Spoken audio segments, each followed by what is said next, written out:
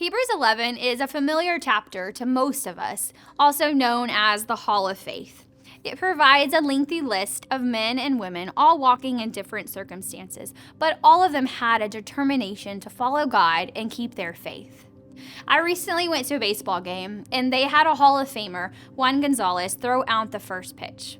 Gonzalez is still the Rangers' career leader with 372 home runs, 1,180 RBIs, and 713 extra base hits. According to ESPN, only 1.2% of these baseball pros even make it to the Hall of Fame. So I was pretty excited to get to see him in person. Through Hebrews 11, we get a glimpse of some of the Hall of Famers of faith, the 1%. Through their stories, we learn some very important lessons about faith.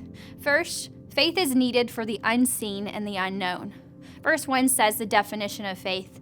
Now, faith is confidence in what we hope for and assurance about what we do not see. We see this in the life of Noah. Hall of Faith example number 1 is Noah.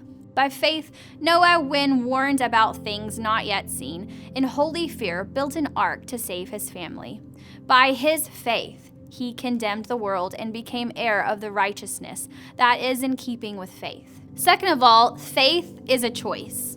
By faith is mentioned 19 times in this chapter. I just find this so interesting because it's a constant reminder that in each of these examples, the first thing they had to do was have faith.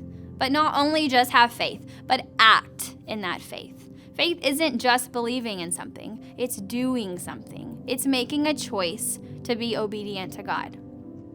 Our next example comes from Abraham. By faith, Abraham, when called to go to a place he would later receive as his inheritance, obeyed and went, even though he did not know where he was going. By faith, Abraham, when God tested him, offered Isaac as a sacrifice. He who had embraced the promises was about to sacrifice his one and only son. And we find that in Hebrews 11, 8 and 17. And finally, faith does not identify with this world.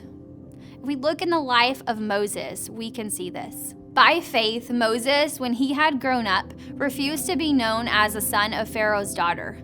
He chose to be mistreated along with the people of God, rather than to enjoy the fleeting pleasures of sin. He regarded disgrace for the sake of Christ as of greater value than the treasures of Egypt, because he was looking ahead to his reward.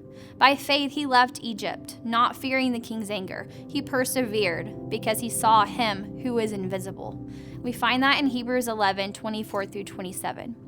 So as you read through these amazing examples of faith in this chapter, be reminded of God's persistence and faithfulness. They did not all get to see their promise fulfilled on this earth, and they died still living by faith. But in the end, verse 40 reminds us that we will all one day be made perfect together in Christ, and that is what we should set our minds to.